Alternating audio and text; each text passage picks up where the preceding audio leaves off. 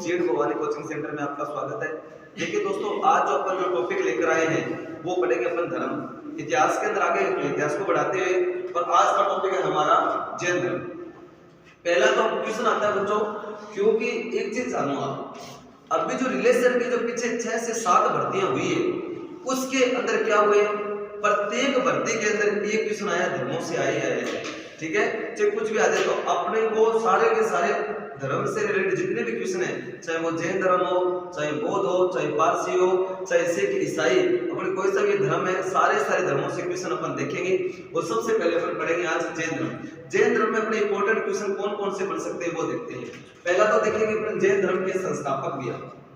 तो जैन धर्म के संस्थापक कौन थे बच्चों? ऋषभदेव जी। कौन है? ऋषभदेव जी। देखो भैया, ऋषभदेव जी महाराज ये है जैन धर्म के संस्थापक। देखो कई बार ऐसा क्वेश्चन आ जाता है कि जैन धर्म का आदि पुरुष किसे कहा जाता है? आदि पुरुष का मतलब होता है प्रारंभ करने वाला। क्या बच्चों? प्रारंभ करने वाला। तो जैन धर्म के आदि पुरुष किसे कहा जाता है? ऋषभदेव जी को। तो जैन धर्म का आदि पुरुष किसे कहा जाता है? ऋषभदेव जी। जैन धर्म में कुल तीर्थंकर की बात करते हैं, कुल कितने तीर्थंकर हुए? 24। जैन धर्म के पहले तीर्थंकर कौन थे? प्रथम तीर्थंकर कौन दिया? ऋषभदेव जी। और आपसे क्वेश्चन पूछा जाएगा बच्चों, 23वें तीर्थंकर कौन थे? वेरी गुड, 23वें तीर्थंकर है पार्श्वनाथ जी। अगर आपसे पूछा जाए कि जैन धर्म के अंतिम तीर्थंकर कौन थे? वेरी गुड, 24वें तीर्थंकर। उत्तर रहेगा बच्चों महावीर स्वामी। जैन धर्म का सबसे ज्यादा प्रचार प्रसार किसने किया था? महावीर स्वामी जी ने किया था। इस कारण जैन धर्म का वास्तविक संस्थापक किसे माना जाता है? महावीर स्वामी जी को माना जाता है। देखो भैया, जैन धर्म के अंतिम तीर्थंकर महावीर स्वामी। एक क्वेश्चन है, जैन धर्म का वास्तविक संस्थापक, जैन धर्म के वास्तविक संस्थापक कौन है? महावीर स्वामी। अब अपन जानेंगे महावीर स्वामी जी के बारे में। तो थोड़ा आप इसको शॉर्ट आउट करो, लिखो जल्दी जल्दी। देखो बच्चों, एक क्वेश्चन आता है और वो क्वेश्चन है महावीर स्वामी जी के बचपन के नाम से। पहला तो ये बताइए क्वेश्चन है कि महावीर स्वामी जी के बचपन का नाम क्या था? वर्धमान। वेरी गुड, महावीर स्वामी जी के बचपन का नाम था वर्धमान। देखो बच्चों, अब जानते हैं महावीर स्वामी। पहला क्वेश्चन, महावीर स्वामी जी के पिताजी का नाम क्या था? सिद्धार्थ। माता जी का नाम क्या था? त्रिशला। और अगर बात करें अपन जो सिद्धार्थ, राजा सिद्धार्थ थे, मतलब उनके पिताजी सिद्धार्थ, उनके 2 पुत्र थे। और बड़े थे नंदीवर्धन जी, छोटे थे वर्धमान जी। बोले तो महावीर स्वामी जी के बड़े भाई का नाम क्या था बच्चों? नंदीवर्धन जी। ठीक है, बड़े हुए। उनका पहला तो क्वेश्चन आता है महावीर स्वामी जी का जन्म कहाँ हुआ बच्चों? ठीक है, तो पहला क्वेश्चन ये है महावीर स्वामी जी का जन्म कब हुआ था? 540 BC में। कहां पर है?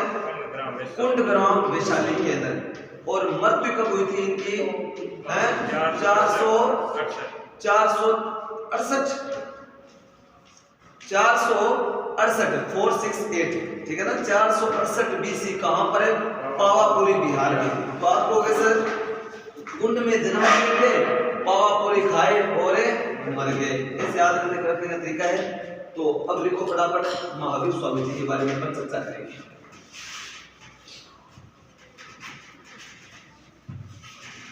महावीर स्वामी जी के पिताजी का नाम क्या था?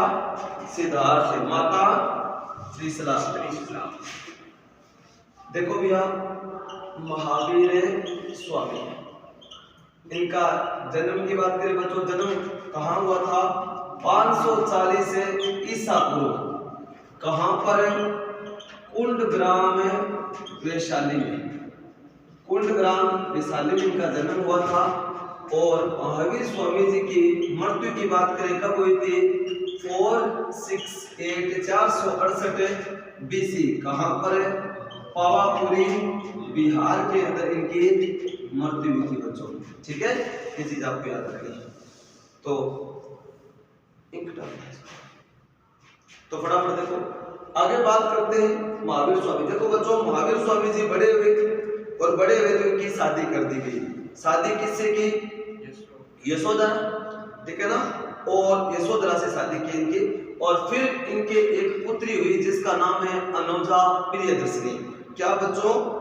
अनुजा प्रियदर्शनी इनकी पुत्री का नाम था। जब पुत्री बड़ी हुई तब उसकी शादी कर दी गई और शादी की तो उनके दामाद का नाम क्या है? जामिल, ठीक है, ये उनका नाम याद रखना है आप लोगों को। तो पहला तो क्वेश्चन है महावीर स्वामी जी की। देखो कोई ना तो अपने एग्जाम के अंदर पिताजी का नाम पूछेगा, ना माता का नाम पूछेगा, ना उनकी पत्नी का नाम पूछेगा, तो किसका?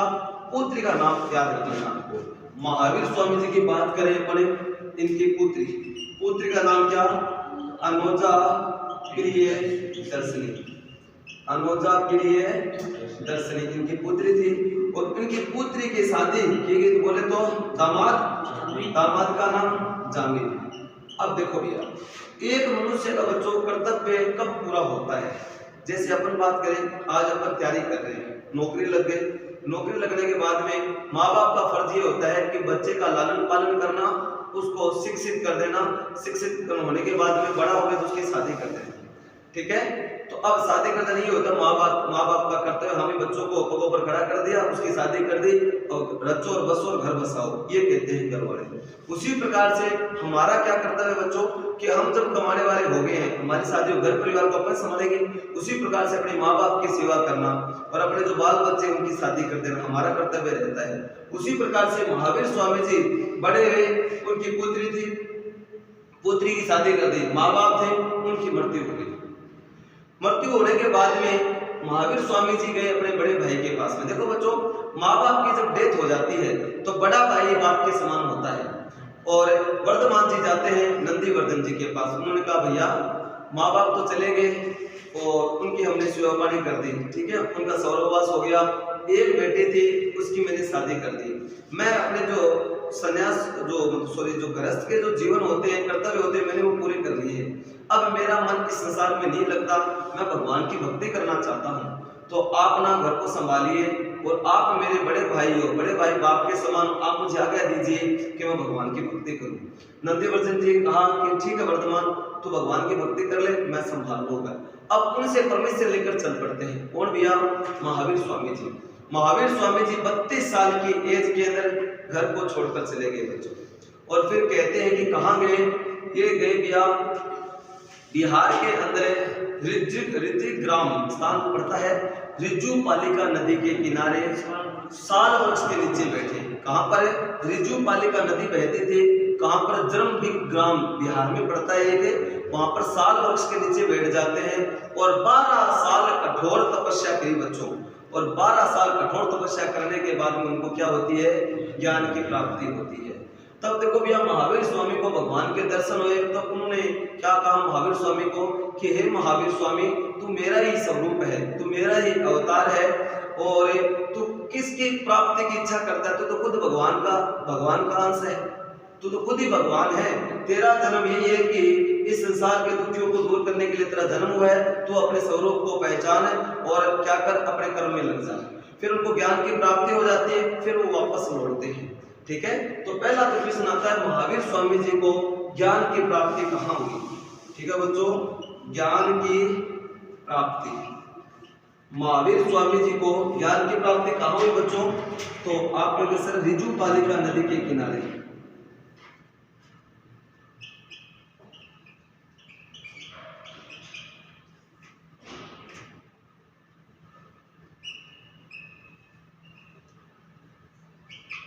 रिजुपालिका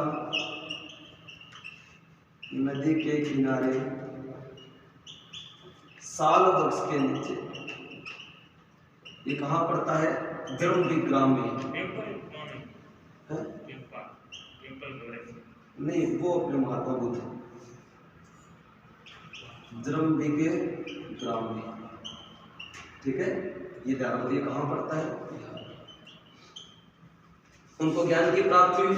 अब देखो बच्चों क्या होता है, अब वापस लौट कर आते हैं वो। देखो भैया, ये जो समाज है ना, जब तक स्वीकार नहीं करता है, बोले तो जब तक कोई चमत्कार नहीं है, तो बोले तो चमत्कार को ही नमस्कार है।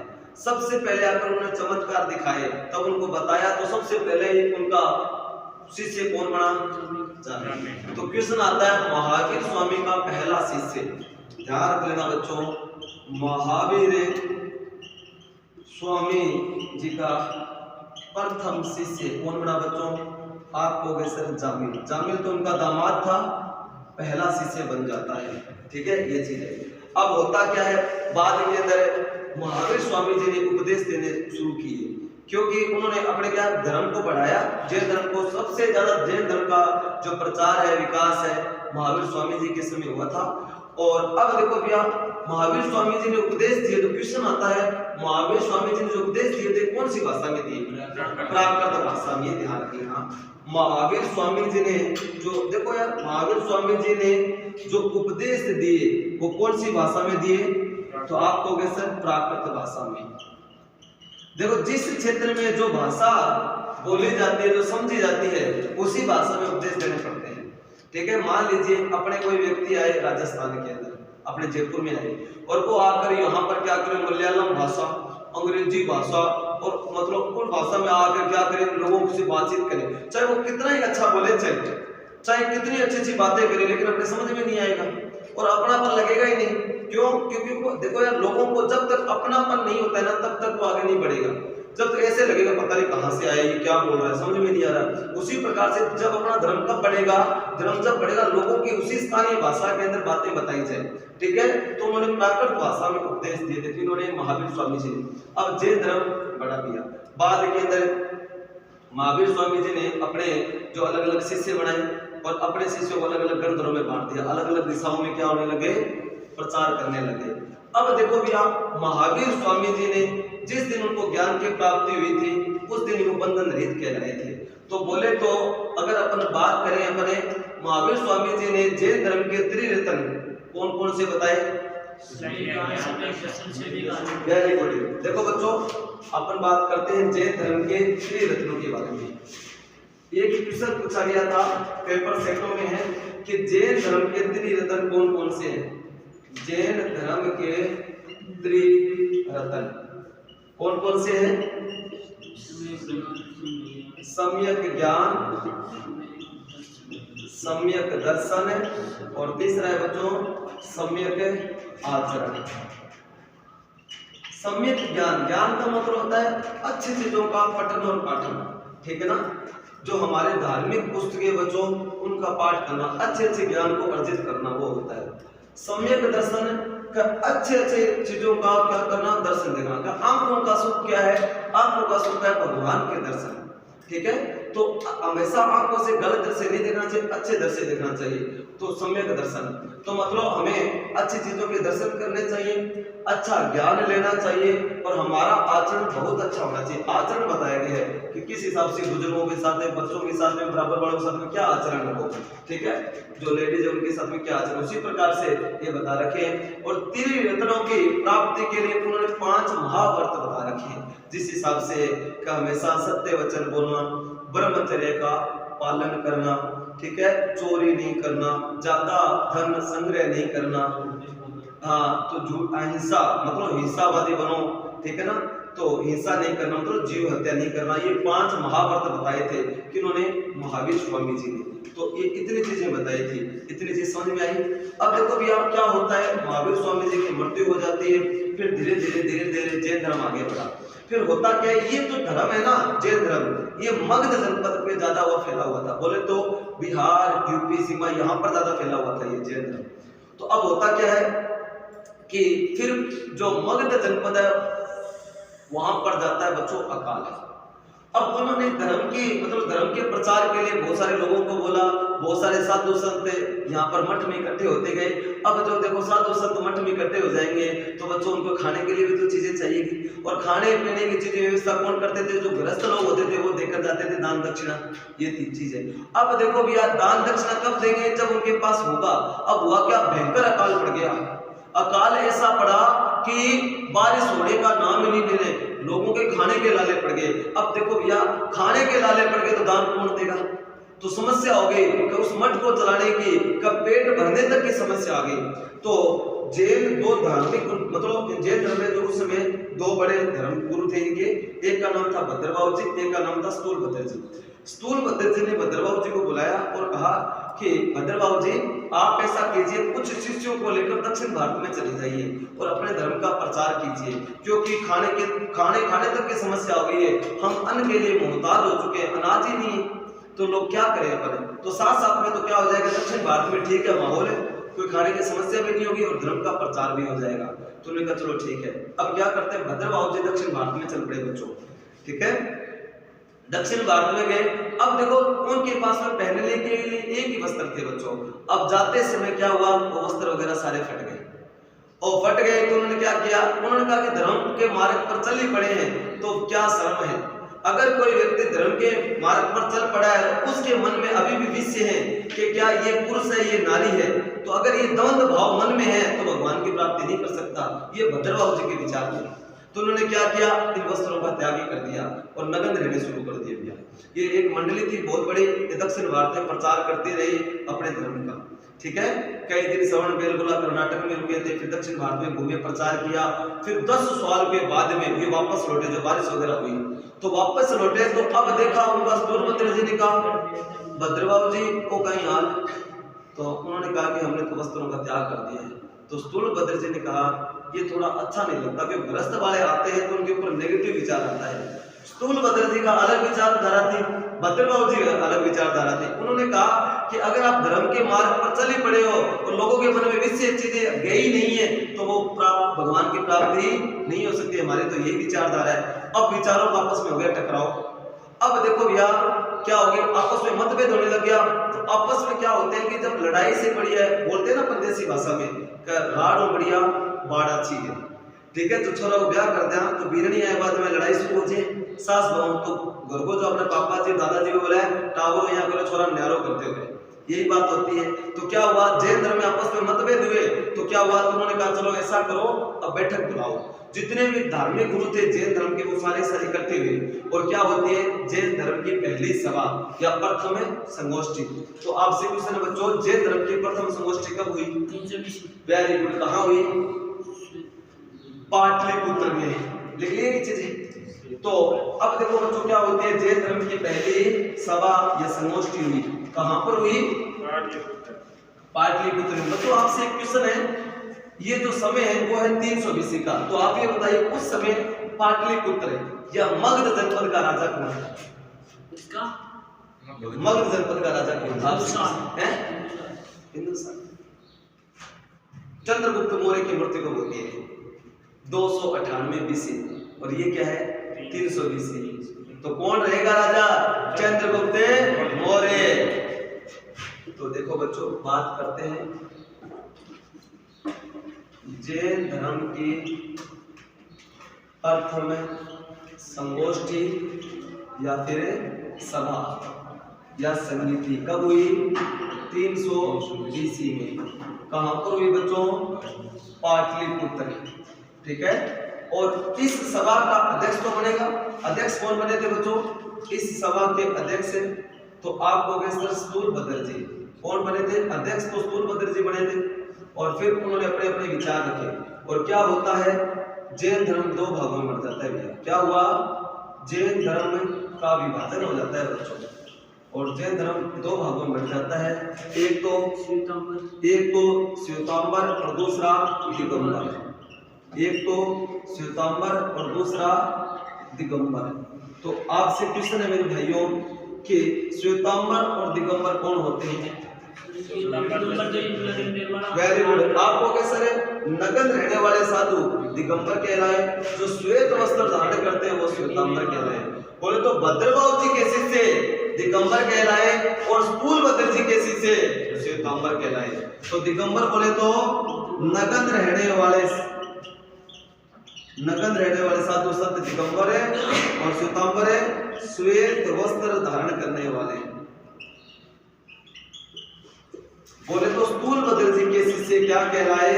स्थूलभद्र जी के शिष्य श्वेतांबर है, और भद्रबाहु जी के शिष्य क्या कहलाए बच्चों? दिगंबर है।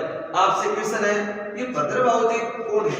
एक तो दिगंबर गुरु आ गए, जैन धर्म के दिगंबर गुरु आ गए, ये तो जान गए आप है। दूसरा चंद्रगुप्त मौर्य के धार्मिक गुरु, चंद्रगुप्त मौर्य को धार्मिक शिक्षा किसने दी थी जैन धर्म की? भद्रभाव जी ने। और भद्रभाव जी ने कौन सी पुस्तक लिखी थी? कल्पसूत्र, यही है वो, ठीक है ना, भद्रभाव जी। इनके द्वारा कौन सी पुस्तक लिखी गई? कल्पसूत्र पुस्तक की रचना की गई, ठीक है बच्चों, ये चीज है। जैन धर्म दो भागों में टूट जाता है बच्चों, ये इतना इंपॉर्टेंट है, ठीक है, समझ में आ गया? कोई सा भी धर्म बच्चों का नहीं जहां के विभाजन नहीं हो, विचारधारा तो अलग बदलती रहती है समय के अनुसार, ये है भैया, ठीक है। ये हो गए तो सातों मतलब नगर रहने वाले सातों संत है, दिगंबर भाई और ये श्वेतांबर भाई, ये चीज है। अब आगे क्या होता है, एक देखो भैया कि आपको बात करें अपने विश्व की सबसे ऊंची मूर्ति कौन सी है? Statue of unity. इसके निर्माण से पहले भारत की सबसे ऊंची मूर्ति कौन सी हुआ करती थी?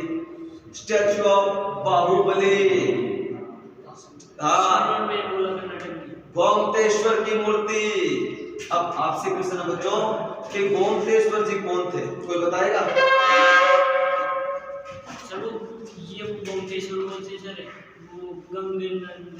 चलो मैं बताता हूँ आप लोगों को। देखो बच्चों, बात करते हैं अपने गोमतेश्वर जी की। गोमतेश्वर की मूर्ति जिसे क्या कहा जाता है? बाहुबली। क्या कहा जाता है बच्चों? बाहुबली की मूर्ति। ये कहां पर है? ये है बच्चों श्रवणबेलगोला, श्रवणबेलगोला कर्नाटक के अंदर है बच्चों, श्रवणबेलगोला कर्नाटक में है। और ये गोमतेश्वर जी कौन थे? बात करें अपने गोमतेश्वर जी ऋषभ देव जी के सबसे बड़े बेटे थे। ऋषभ देव जी कौन थे? जैन धर्म के फाउंडर। ऋषभ देव जी ने बोला अपने बड़े बेटे को गोमतेश्वर जी को बुलाकर कहा, बेटा इस संसार में कुछ नहीं पड़ा, भगवान की भक्ति कर ले।